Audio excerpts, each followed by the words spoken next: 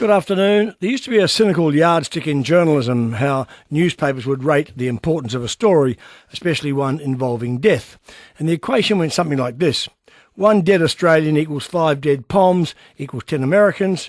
That's now reversed as we've become more Americanised. And that equals 50 Canadians equals 1,000 South Americans equals 50,000 Chinese equals India. That's cruel, but there is an element of truth to it. And this proves today. There was a shocking, horrific terrorist attack at Moscow International Airport.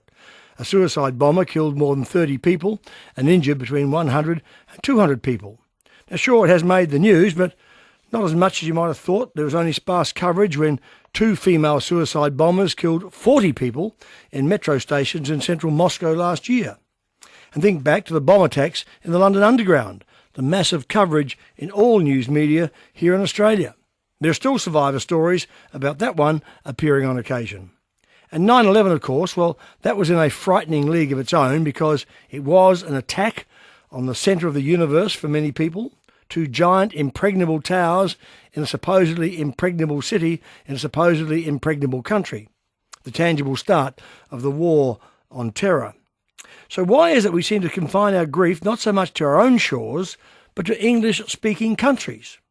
It took a tsunami that killed 250,000 people to grab the world's attention in Asia. Shocking death tolls in floods in China and India and Bangladesh recently received token coverage. And yet, in a contradiction, the heart of the world went out to that wretched poor little country called Haiti after the massive earthquake there. Was that because it was on America's doorstep and the TV crews and Bill Clinton turned up? Because for TV news, no pictures usually means no story. A politician shot in the head in Arizona gets far more coverage than 5 politicians murdered in the Middle East.